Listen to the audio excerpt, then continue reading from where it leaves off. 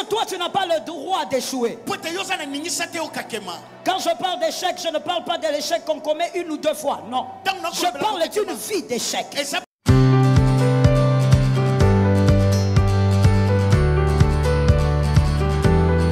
Ce soir, je suis en train de parler à une catégorie que Dieu m'a envoyée. C'est la catégorie des champions. Ce sont les pions stratégiques de Dieu. C'est à vous que je suis venu parler. Le grand thème étant souffle, cher Saint-Esprit. Et mon sous-thème est les pions stratégiques de Dieu. Il y a un mot qui m'a intéressé dans la phrase souffle, cher Saint-Esprit, c'est cher. Il est précieux. Il est inestimable. Quoi que le Saint-Esprit fasse, il est précieux. Quoi que le Saint-Esprit fasse, cela est excellent. Et pour mieux comprendre le schéma ou sa manière d'opérer, rentrons au commencement. Rentrons au commencement. Genèse 1, verset 2. Que dit la parole de Dieu? Genèse 1, verset 2. La Bible dit: la terre était informée vide, il y avait des ténèbres à la surface de l'abîme et l'Esprit de Dieu se mouvait au-dessus des eaux. Que quelqu'un me dise les eaux. Dis-moi avec autorité les eaux. Et donc nous comprenons ceci. Au commencement, l'Esprit du Seigneur s'est mouvé sur les eaux alors qu'il y avait les ténèbres. Le Saint-Esprit ne s'est pas précipité d'éradiquer les ténèbres. Il a préféré se mouvoir sur les eaux malgré les ténèbres. J'ai envie de dire à quelqu'un en amont, quoi qu'il arrive, l'Éternel t'amènera à destination. Oh, malgré les ténèbres, je dis dans tous les domaines de la vie, le Seigneur t'amènera à destination. Lorsque nous parlons des eaux dans les prophéties de Daniel, les eaux représentent les nations. Lorsque nous allons dans les évangiles, les eaux représentent les difficultés ou encore les épreuves. Ou même le pouvoir des ténèbres. Voilà pourquoi dans Matthieu 14, 25, lorsque vous lisez ce récit de Matthieu 14, 25, sans raison apparente, Jésus a marché sur les eaux. Non, à chaque fois que Jésus faisait quelque chose, c'était pour une raison. Mais là, la parole de Dieu nous dit simplement qu'il a demandé aux disciples d'entrer dans la barque, il les attendait de l'autre côté et puis il s'est retrouvé sur les eaux, en train de marcher. C'était un signe prophétique pour montrer que Jésus était au-dessus de toutes les principautés. Je suis d'accord avec toi. C'était un signe prophétique pour révéler au peuple qu'il était au-dessus de toute force et au-dessus de tout pouvoir. Alors s'il te plaît, ne m'amène pas ce soir cette affaire où tu me dis il y a les esprits des eaux dans ma famille. Tu n'es pas concerné. Tu n'as pas entendu. Je disais ne m'amène pas ce soir cette affaire où tu nous dis dans notre famille il y a une sirène qui règne. S'il y a une sirène qui règne, Jésus a marché sur les eaux. S'il y a un pouvoir qui règne dans ta famille, Jésus a marché sur les eaux. Non, celui-là c'est un démon géant. On s'en fout de sa grandeur. Jésus a marché sur les eaux. Lisons Jonas 1,4. Parce que encore là-bas, Dieu a fait quelque chose avec les eaux. Jonas 1,4 dit ceci. Mais l'Éternel fit souffler sur la mer un vent. Que quelqu'un me dise un vent. Un vent impétueux et il se leva sur la mer une grande tempête. Le navire menaçait de faire naufrage. Que quelqu'un me dise naufrage. La Bible révèle que c'est l'Éternel qui souffle un vent. Non, je n'ai pas le temps de raconter l'histoire. J'espère que tu es un lecteur de la Bible. La Bible dit Dieu vient souffler le vent alors que Jonas était dans la barque avec quelques autres personnes. Le souffle qui a soufflé ce jour-là qui a levé le vent impétueux, qui a créé un vent qui a failli déstabiliser la barque. Ce vent ne venait pas du diable. Ce vent ne venait pas d'un pouvoir mystique. Ce vent venait de Dieu. J'ai envie de te dire ce soir, le souffle du Saint-Esprit n'est pas qu'un souffle qui te fait parler en langue. Ce n'est pas qu'un souffle qui te donne la chair des poules. Ce n'est pas qu'un souffle qui t'amène à avoir des révélations. Mais le souffle du Saint-Esprit arrive aussi lorsque un élu est en dehors de la volonté de Dieu. Le souffle de Dieu arrive, ça secoue ta vie, ça déstabilise tes finances, ça déstabilise ton travail, parce que Dieu n'est pas d'accord avec toi. Pour que tu reviennes dans la volonté de Dieu, le souffle de Dieu est aussi un garde du corps pour les élus de Dieu. Tout élu de Dieu, tout celui qui est le choix de Dieu, le souffle du Saint-Esprit règne dans sa vie comme un garde du corps. Et il peut souffler. Ta barque commence à bouger. C'est-à-dire ta vie commence à bouger. Les choses qui avançaient se déstabilisent. Les choses qui te bénissaient ne te bénissent plus. Les choses commencent à devenir chaotiques dans ta vie. Pas parce que le diable est venu. Le diable n'a pas d'espace. C'est parce que Dieu lui-même veut te ramener vers la volonté, veut te placer là où il t'attend. Je dis à quelqu'un, cette année, si tu oses prendre une jambe et la mettre là où Dieu ne te voit pas, Dieu va souffler sur ta barque. Donne-moi un amen. Dieu va souffler sur ta barque. Le Saint-Esprit ne souffle pas que dans ta vie pour te faire chanter Hosanna, mais c'est aussi pour te ramener vers la volonté de Dieu. Parce que toi tu n'as pas le droit d'échouer. Quand je parle d'échec, je ne parle pas de l'échec qu'on commet une ou deux fois. Non, je parle d'une vie d'échec. Tu n'en as pas le droit. Toi tu n'as pas le droit de t'égarer. Tu n'as pas le droit d'aller en dehors de la volonté de Dieu. Parce que écoute-moi très bien, tu es né seul, mais la destinée que tu as comporte plusieurs destinées. Tu ne peux pas aller loin de Dieu. Lorsque tu commets une erreur, il y a plusieurs qui sont derrière toi. Est-ce que quelqu'un m'entend? La Bible dit que la barque menaçait de se briser. Elle menaçait de chavirer. Je ne sais pas pourquoi généralement les gens confondent la menace avec la finalité. Il y a une différence entre menace et finalité. La barque menaçait de chavirer, mais elle n'a pas chaviré. Ta vie sera secouée, mais tu ne mourras pas. Ta vie sera touchée, mais tu ne seras pas détruit. Parce que le but de Dieu n'est pas de te détruire, le but de Dieu est de te ramener dans sa volonté. Je prophétise en disant, derrière toi, il y a 20 personnes qui doivent vivre la gloire. Il y a 40 personnes qui doivent vivre la gloire. Il y a 50 personnes qui doivent vivre la gloire. Toi, tu n'as pas le droit de t'éloigner de Dieu. Il y a des gens qui disent, écoutez, tous les jeunes aussi s'amusent un peu. Moi aussi, je veux m'amuser un peu. Joseph n'a pas le temps d'avoir une copine.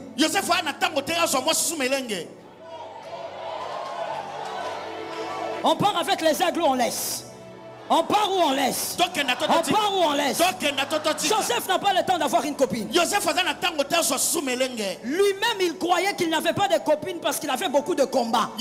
Mais la vérité, c'est quoi? C'est que celui qui porte ses frères, il a d'autres défis, il a d'autres réalités. Je dis à une personne, tu n'as pas la vie de l'autre parce que toi, tu portes plusieurs sous tes épaules. Et laisse-moi te dire une chose. Généralement, la personne qui porte les autres, c'est-à-dire qui porte les destinées des autres. C'est une personne que Dieu cache. Voilà pourquoi lorsque Samuel arrive pour oindre, Samuel dit, c'est lui, c'est Eliab. Il est grand, il est fort, parce que Dieu a caché David.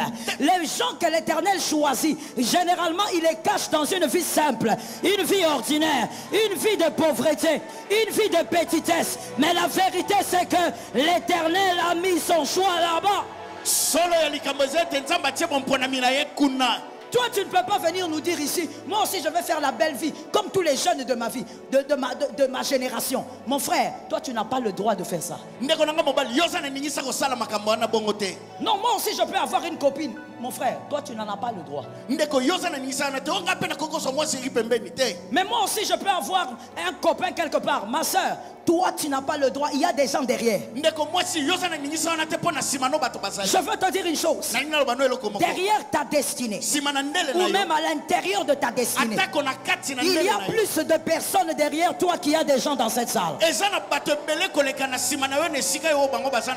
Voilà pourquoi avec toi Dieu est dur. Je viens répondre à une personne qui priait seule dans sa chambre. Voilà pourquoi avec toi Dieu est sévère. Les autres peuvent pécher un peu. Dieu ne fait rien. Toi tu pêches, Dieu frappe. Des fois tu dis, Seigneur, pourquoi quand moi je baisse un peu de vie de prière, ma vie devient compliquée? Regarde celui-là, Seigneur, il t'a abandonné, mais apparemment il est en paix. Vous n'avez pas la même destination. Vous n'avez pas la même destinée. Vous n'avez pas les mêmes défis. Vous n'avez pas les mêmes fardeaux. Écoute mon frère, la femme intelligente pendant la grossesse, c'est cette femme qui préserve la grossesse dès qu'elle est au courant qu'il y a une grossesse. Ce n'est pas une femme qui attend d'avoir 9 mois de grossesse, un gros ventre pour dire je dois protéger. Parce qu'elle sait que même si la grossesse n'est pas visible, elle est précieuse. Tu ne sais pas combien de personnes dépendent de ta destinée. Mais la vérité c'est qu'il y a des gens, même s'ils sont invisibles, Dieu compte sur toi pour ne pas commettre certaines erreurs. À chaque fois que tu vas t'éloigner, Dieu va envoyer un vent qui va te frapper. Dieu va envoyer un vent qui va te recadrer, tu ne comprendras pas pourquoi. Parce qu'on n'a pas tous la même vie. Je vais te dire une chose. Tous, nous sommes importants devant Dieu. Mais tous, nous n'avons pas la même importance stratégique.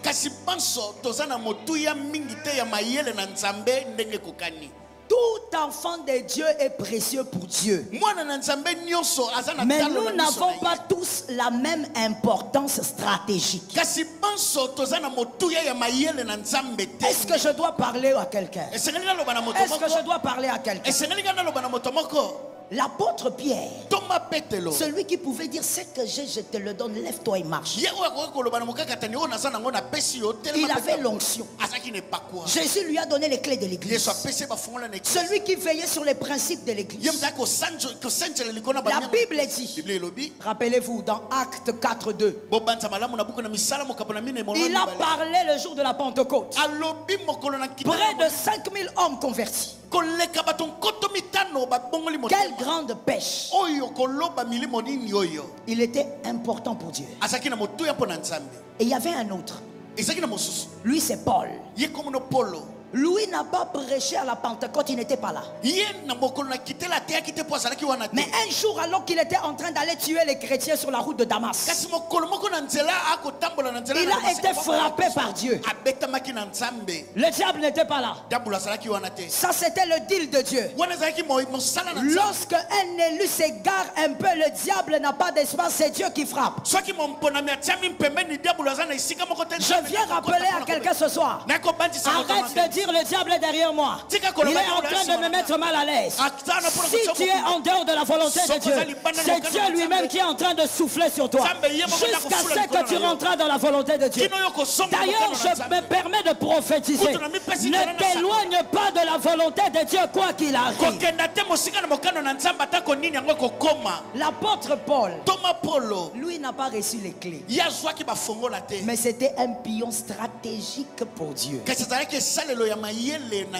Dieu l'a frappé sur le chemin de Damas. Il est devenu aveugle. Oh God. Pourquoi? Est-ce que Dieu cherchait à ce que l'apôtre Paul, appelé apôtre aujourd'hui, est-ce que Dieu cherchait à ce que cet homme de Saul se convertisse? Non, le plan de Dieu était bien au-delà. J'ai envie de dire à quelqu'un, tu ne t'es pas converti pour toi.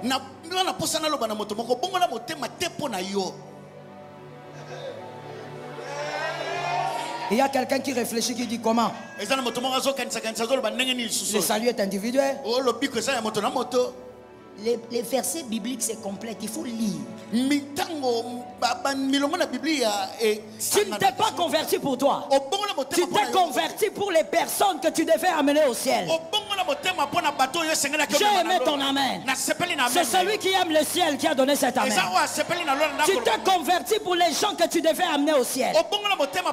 Ce jour-là, Saul a été frappé parce que c'était un pion stratégique pour Dieu. La Bible dit que l'apôtre Paul, il n'a pas dit au paralytique à la porte de la belle, lève-toi. Mais au-delà de guérir les malades, il a parlé au roi Agrippa. Là où Pierre ne pouvait pas entrer.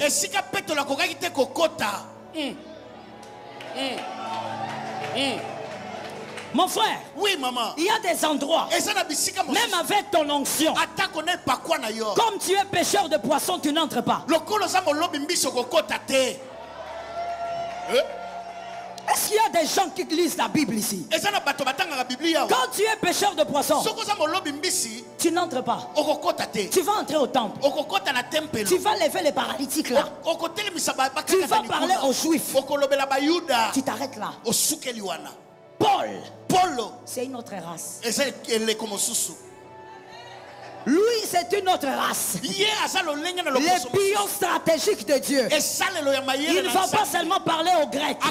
Il va parler aux Juifs. Il parle aux Romains. Il parle à Agrippa. Le roi Agrippa lui dit, tais-toi, tu risques de me convaincre. Il était donc déjà en train de convaincre le roi Agrippa. J'ai dit à une personne, la grâce que Dieu t'a donnée dans tous les domaines, c'est pour que tu amènes les hommes à Dieu. Les hommes que les autres ne pourront pas amener. Laisse-moi parler à un jeune. Mais pas seulement à un jeune. Tout dépend. Donne-moi un amen. Mon frère, que personne ne te trompe. Va étudier.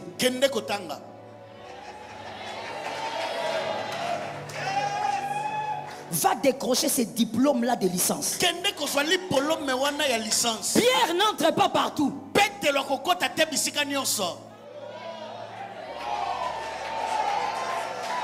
Il faut arrêter de croire qu'à l'église on abrutit les gens.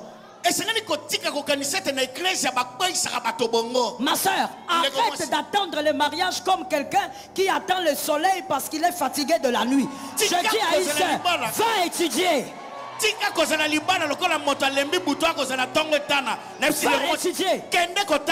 Ton diplôme est stratégique. Il y a des endroits où on a besoin de l'évangile. Mais c'est par ce diplôme que tu vas entrer là-bas. Je dis, va te former. Va te cultiver. Fais croître ta connaissance. La Bible dit, ajoutez à la connaissance. Ajoutez la science. Vous avez la foi, ajoutez maintenant aussi la science. Parce que vous êtes un pion stratégique. Ce n'est pas pour rien que Dieu s'est organisé pour que tu étudies malgré les difficultés. Arrête avec ces choses-là. Où tu viens dire ici? Non, non, moi je suis prophète. Moi prophète. J'ai les révélations. Mon frère, si tu n'as pas le bagage qu'il faut, même ces révélations, tu vas les interpréter à la manière. Yes.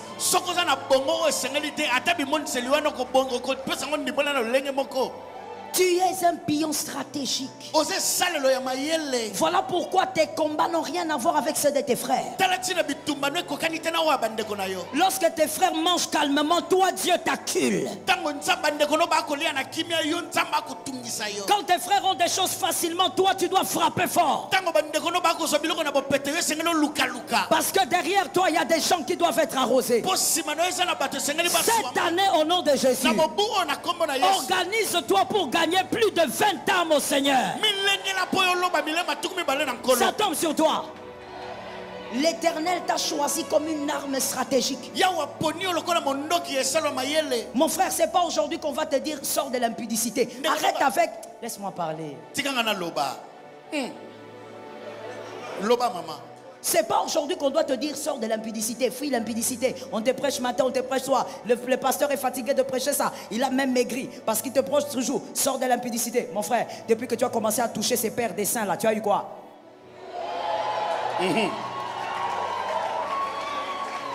Tu as eu quoi? Des fois on pense que ce qui compte c'est que les hommes ne m'ont pas vu. Il ne s'agit pas de ça. Tu es en train d'effriter la grâce qui est sur toi. Tu es une personne stratégique pour ta famille et pour l'évangile. On ne doit pas te retrouver dans ces choses. Le temps que tu passes dans l'impudicité, c'est le temps où tu dois magasiner la foi, où tu dois magasiner la prière, tu dois magasiner les jeûnes, tu dois magasiner la consécration. Donne-moi un amen. Tu n'as pas ce temps-là. Tu n'as pas le temps à te cacher derrière un arbre en train de te faire piquer par les fourmis. Tout ça c'est quoi le péché? Tu t'es fait piquer, tu t'es fait piquer. Mon frère, c'est toi qui perds. Le Congo a besoin de toi. Il y a peu de gens qui veulent régner au Congo. Hein. Toi, tu veux seulement partir. Mon frère, si tu pars et que Dieu n'est pas avec toi, il va secouer ta vie là-bas. Tu vas rentrer. La gloire et la bénédiction d'un élu ne dépend pas du lieu. Ça dépend de celui qui est en lui. Même à l'Odebar, tu peux être glorieux là-bas. Je dis à une personne, à partir d'aujourd'hui, lorsque ta vie est secouée, avant de crier, les démons sont derrière moi. Concentre-toi dans la prière. Pose-toi la question, est-ce que tu es dans la volonté de Dieu? Si tu es dans la volonté de Dieu, là tu peux chasser les démons. Mais si Dieu te dit qu'il ne veut pas te voir là, recadre-toi avec le Seigneur. Recadre-toi avec le Seigneur. Tu ne peux pas vivre comme tu veux. Tu ne peux pas acheter une maison là où tu veux. Tu ne peux pas décider d'agir comme tu veux. Il y a des gens derrière toi. Peut-être qu'on ne te l'a jamais dit, mais c'est ça la réalité. À Joseph, on ne lui avait jamais dit que ses frères dépendaient de lui. Pendant que ses frères mangeaient avec leur père, lui souffrait. Tu ne peux pas avoir les mêmes défis que ton frère, sinon vous avez la même gloire. Tu ne peux pas avoir les mêmes combats que tes frères, sinon vous avez le même trône. Alors que Dieu n'est pas en manque de trône. Il ne fait pas des trônes en copie. Ce qu'il donne à Joseph, il ne donnera pas à David. Ce qu'il donne à David, il ne donnera donneras pas à Moïse. L'Éternel compte sur toi. Alors je viens te dire ce soir, commence d'abord par sortir du péché. Commence d'abord par fuir le péché comme le mal qui te détruit. Commence d'abord par fuir le péché comme le mal qui veut voler ta gloire. Il y a des gens qui ont besoin de toi quelque part. Que Jésus t'aide à comprendre cela. Les déséquilibres qui viendront lorsque Dieu souffle ne va pas détruire. Ça va seulement te recadrer. Lorsque Dieu va secouer ta vie financière, il va secouer ta santé. Ça sera seulement pour que tu rentres sur le droit chemin. Ça ne sera pas pour te tuer. De toutes les manières, les menaces qui viennent après le vent violent que Dieu envoie n'ont pas pour but de te tuer. Rentre. Rentre sur le chemin. Prie mieux que ce que tu fais aujourd'hui. Jeûne mieux que ce que tu fais aujourd'hui. Consacre-toi par rapport à ta destinée, ne te consacre pas par rapport aux frères. Si tu te consacres par rapport à ton frère, tu vas te consoler. Tu vas te contenter de ta vie d'aujourd'hui. Consacre-toi par rapport à la destinée. Est-ce que quelqu'un m'entend bien? Donnez-moi une chaise, je vais expliquer ça. Frère, donne-moi ta chaise. Je vais expliquer ce que je suis en train de dire pour celui qui n'a toujours pas compris. Cette chaise est là. C'est ta consécration. Toi, frère, je vais te dire. Où il est? Tu es invisible des fois. Hein? Tiens-toi debout là-bas. En bas, sur les marches. Voilà. Ça, c'est le trône de ta vie. La gloire que Dieu a réservée pour toi. Je ne parle pas de cette petite promotion-là que tu as reçue. Moi, je parle de la gloire que Dieu a réservée pour toi sur la terre. Et toi, tu es là. Tu as tes moments de jeûne. Tu as tes moments de prière. Tu les fais par rapport à ça.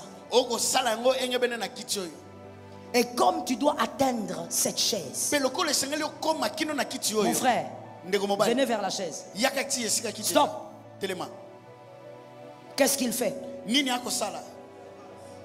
Il fait quoi? Il avance. En faisant quoi? En mettant un pied sur une marche. Il s'en fout de ce qui se passe à gauche et à droite. Il y a un frère Josué dans l'église qui jeûne beaucoup, c'est pas son problème. Il y a un frère Élisée qui jeûne moins que lui, c'est pas son problème. Lui, il est focalisé vers la gloire de sa destinée. Il fait un autre pas, stop. Il ne regarde pas derrière lui. Vous êtes assis là, mais lui il est ici. Pourquoi il est ici? Parce que lui il sait où il va. J'ai dit à une personne, même dans l'église, ne te sanctifie pas par rapport à quelqu'un. N'aime pas le Seigneur par rapport à quelqu'un. Chacun sa destinée, chacun son couloir. Tu sais là où tu es en train d'aller. Arrête de dire. D'ailleurs, moi je gêne mieux que les frères Henri. D'ailleurs, moi je suis plus consacré que le frère Jacob. Tu te compares à quelqu'un qui doit s'arrêter ici. Toi, tu vas là-bas.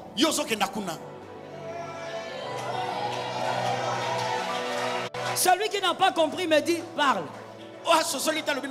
Alors je réexplique pourquoi. Lorsque tu te compares aux gens, que ce soit à l'église ou ailleurs, tu compares ta consécration aux autres. Tu dis d'ailleurs, eux ils sont des pécheurs et ils sont tombés. Moi je suis là. Tu compares ta sanctification à qui? On ne compare pas sa sanctification à un homme. On compare sa sanctification à Jésus. Sinon tu vas t'arrêter ici. Parce que celui avec qui tu veux te comparer a peut-être une destinée qui s'arrête là. Chacun son parcours. Vous êtes assis. Je répète encore, c'est pour les hommes intelligents. Vous êtes assis. Mais lui, il est debout et il est là. Il ne tient pas compte de vous. Il ne vous regarde même pas.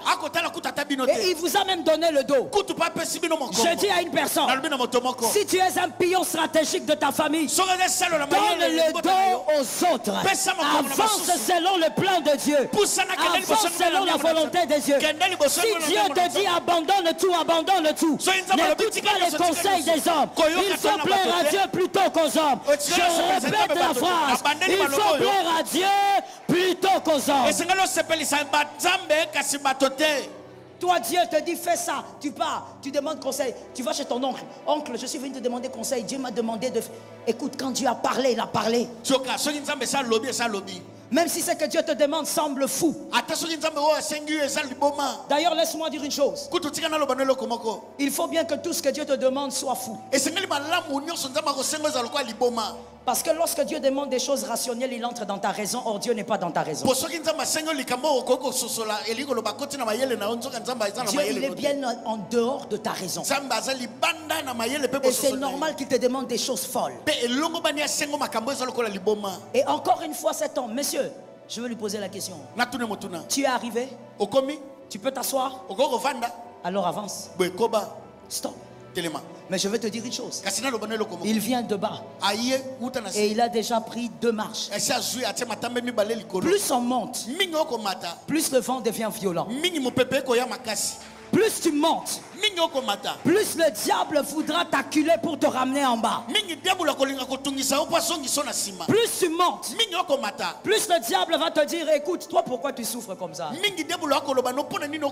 Regarde comment tes amis, ils sont calmes. Écoute, ils vivent dans le péché, mais regarde comment ils sont bien. Regarde, d'ailleurs toi tu te sanctifies, regarde, l'autre là s'est marié. Alors que tu sais qu'elle vient d'avorter.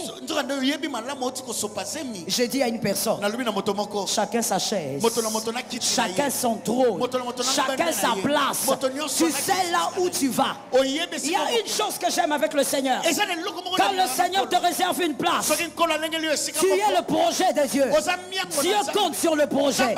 Dieu ne rate pas son coup. Il ne rate pas sa cible. Il sait une chose, même quand c'est dur, tu avanceras quand même. Même quand c'est difficile, tu avanceras quand même.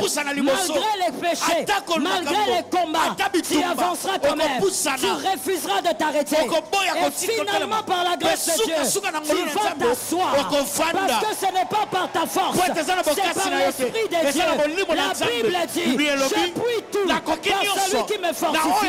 Je prophétise, tu arriveras ni par ta force, ni par ton intelligence, par l'Esprit de Dieu, par la puissance de Dieu, pas à cause du nom de ta famille, pas à cause de ce que tu portes, mais par la puissance de Dieu.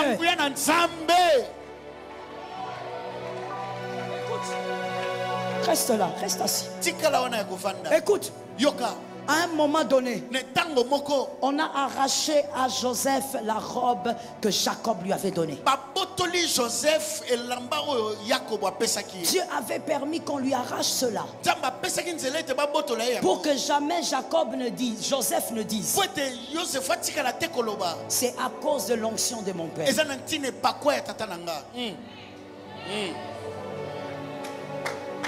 Je sens ça, c'est prophétique pour quelqu'un. Le Seigneur m'introduit dans ce couloir-là. Yes.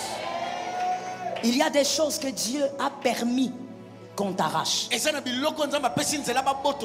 y a des choses que tu as perdues cette année. Dieu l'a permis lui-même. Afin que tu ne dises pas demain que c'est à cause du nom de ton père que tu es devenu ce que tu es devenu. Que c'est à cause de tes diplômes que tu es devenu ce que tu es devenu. Dieu a permis qu'on t'arrache ces choses pour que ici tu dises, c'est l'Éternel qui m'a amené là. Quel homme ne pouvait m'amener là? Je sens une parole prophétique encore. Je la libère.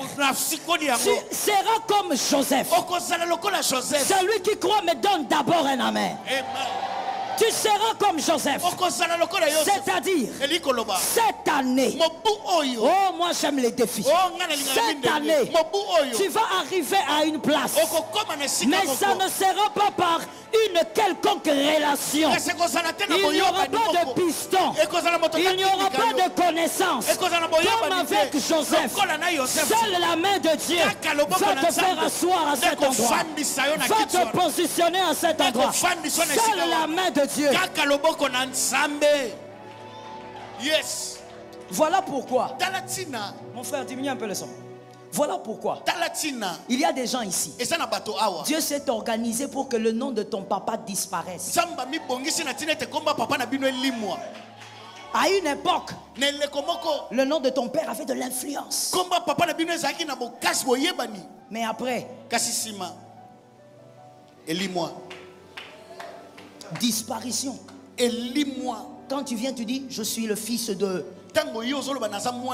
On te regarde. Et puis, oh, vous n'avez pas compris? Je suis le fils de Boko.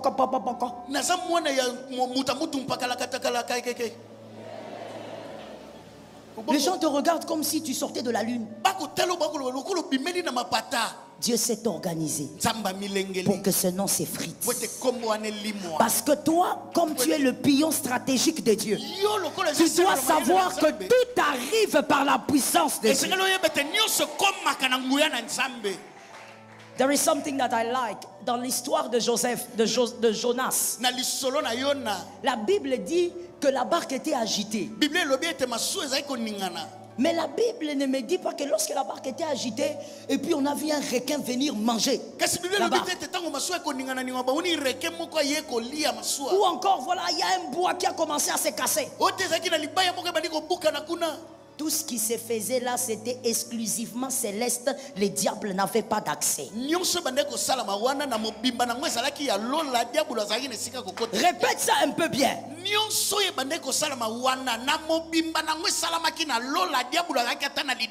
Les diables regardaient comment toucher. Le diable a dit, ok, voilà un pion stratégique de Dieu qui a désobéi. Maintenant, comment je peux toucher aussi? Lorsque le diable approche, sécurité. Il n'y avait pas. Jonas est menacé, mais le diable n'est pas là, c'est Dieu qui est là. La Bible dit, Dieu envoie un monstre marin. Il avale Jonas. Mais il n'avale pas Jonas pour le broyer.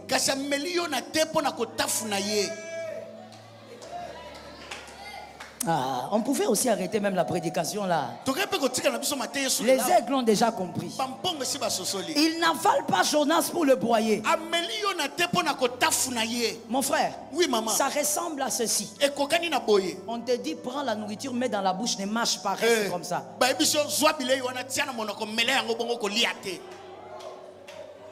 Le poisson sait qu'il doit broyer. Parce que la nourriture est dans le ventre. Mais il a reçu une instruction. Tu ne broyes pas.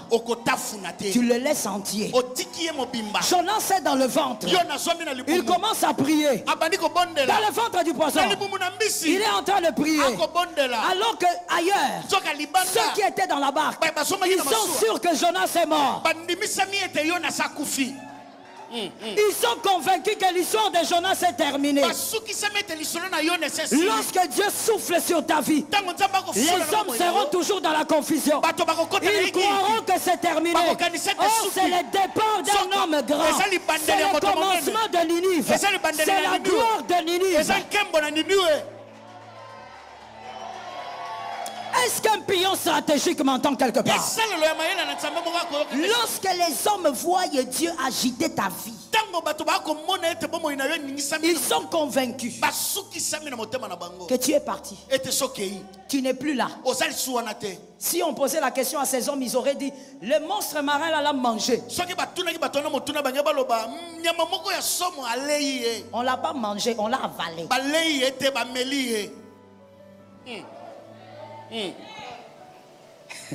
On ne l'a pas mangé, on l'a avalé.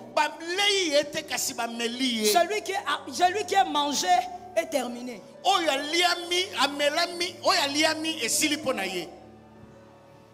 Il s'est perdu, hein?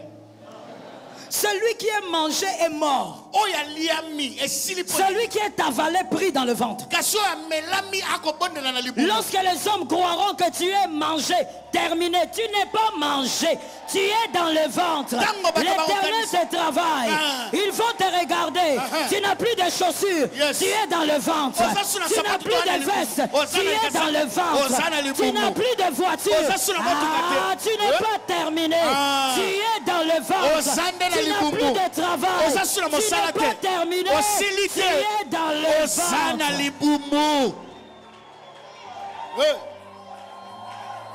Les terminés des hommes, ce n'est pas les terminés de Dieu.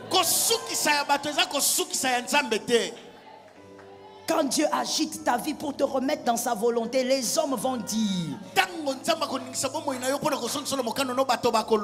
À 40 ans, il a perdu un travail. Sa situation est chaotique. En tout cas, il faut laisser. En tout cas, moi je croyais que ça allait s'améliorer.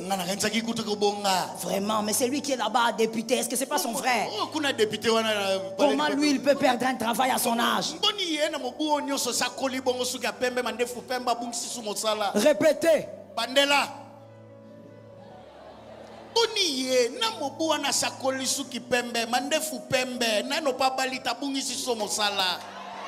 Il a même une calvitie.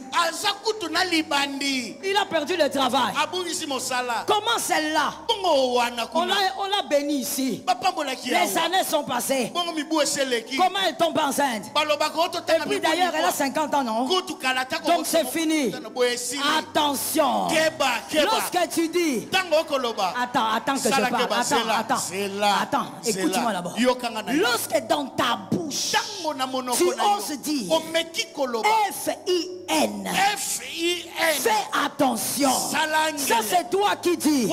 Parce qu'avec Dieu, une femme qui n'avait jamais enfanté, les matrices ont vieilli, les trompes ont vieilli, elle n'avait des rides, elle n'avait plus de forme, les seins sont fatigués. Un jour, on entend dans la tente, Sarah a enfanté.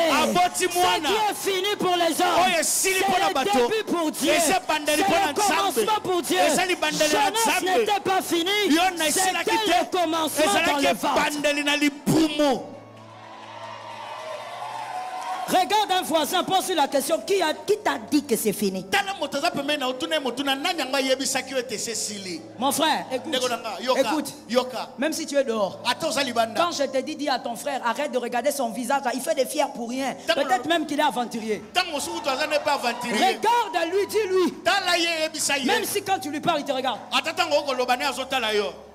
Parce qu'il y a des gens comme ça dans l'église. Il est à l'église comme s'il est devant un dragon. Il est toujours... Dis-lui, je t'envoie. Dis-lui, qui t'a dit que c'est fini?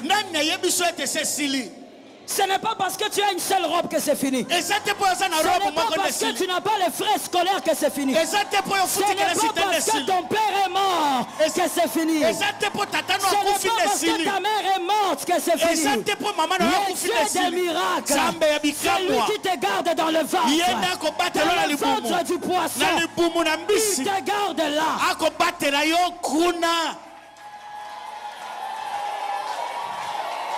J'ai envie de lancer une prophétie. J'aime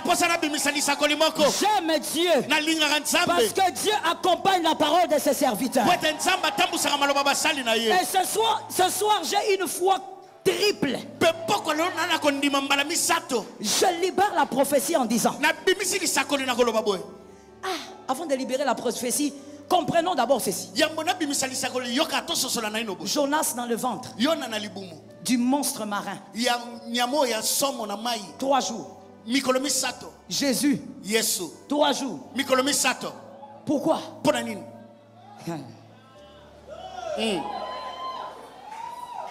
Pourquoi? Pourquoi 3 jours? Pourquoi 3? Oh, 3 jours, le chiffre de la résurrection. Mais pourquoi? Regarde. Voici comment le système humain fonctionne. Le premier jour, quand quelque chose t'arrive, les gens en parlent. Tu as vu ce qui s'est passé? Ah, c'est grave. Ah non, il est terminé. Le deuxième jour, ah, vraiment, il est fini. Hein? Ah, il est fini. Les rumeurs diminuent.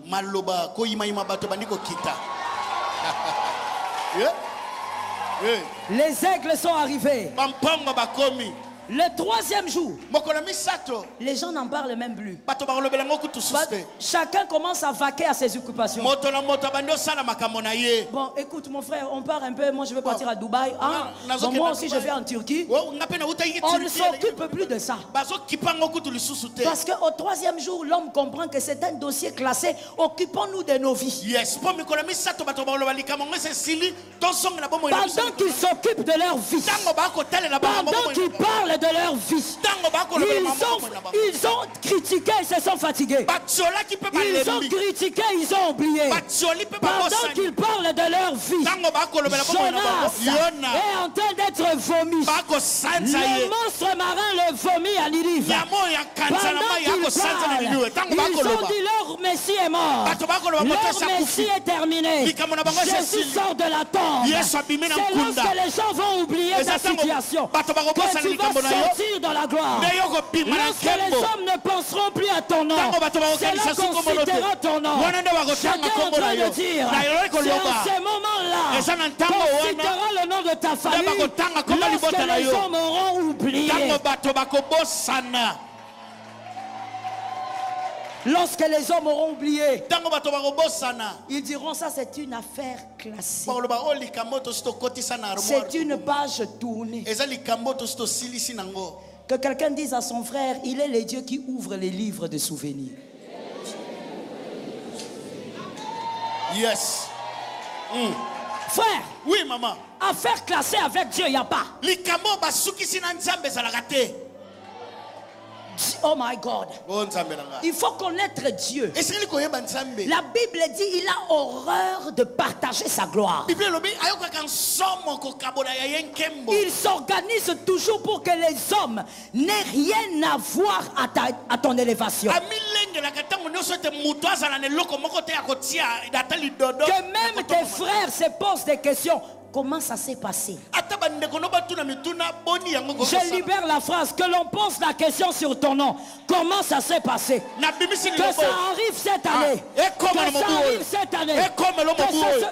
Laisse-moi prophétiser sur Mad. Je déclare sur cette église que ça arrive cette année. Qu'on se pose des questions. Comment ils ont fait pour y arriver? Ils ont acheté des parcelles à côté de l'église. Comment ils ont fait?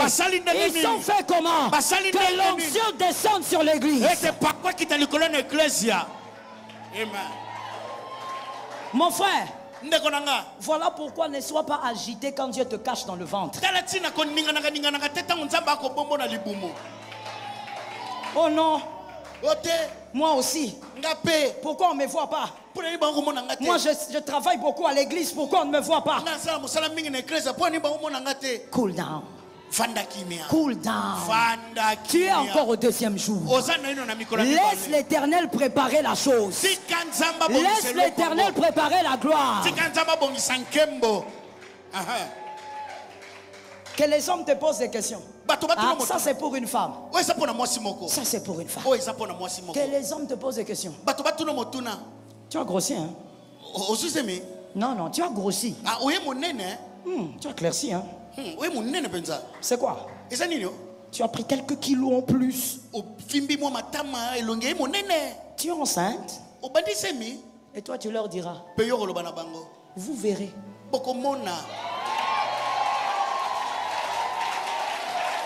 Là tu as déjà été calomnié pendant 6 ans. Tu as été calomnié pendant 10 ans.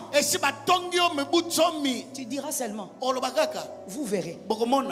Je n'oublierai jamais. Il faut que je fasse un effort de finir, hein. Sinon c'est un problème ici. Maman, on va finir. On va finir, hein? On va finir. On va finir. On va finir. Il m'a encouragé. Je me rappellerai toujours de cet homme-là. Cet homme-là qui, à la mort de mon beau-père, qui à l'époque était DG, il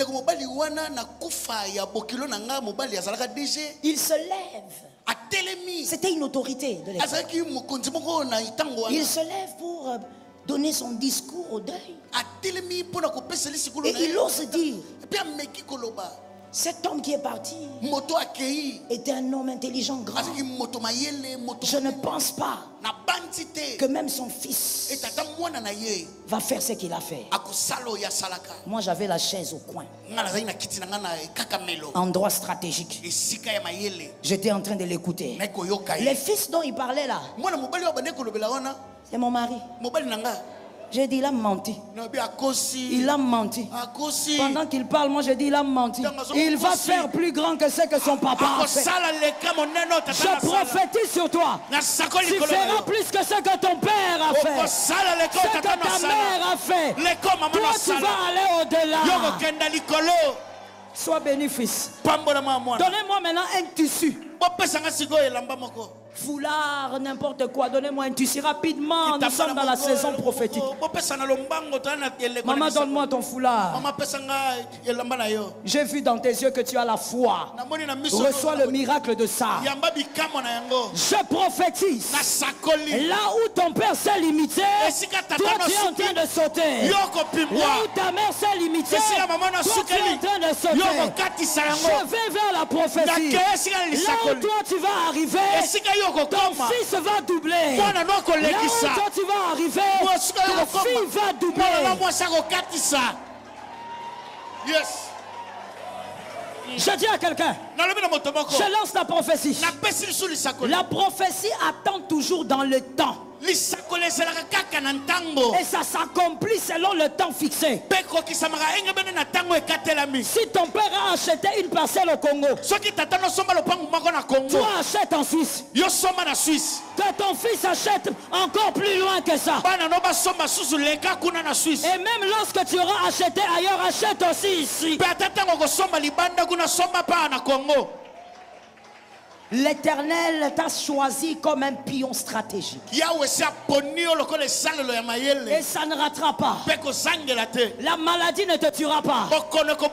Même si tu as été empoisonné 4 fois, ce poison ne t'enterrera pas.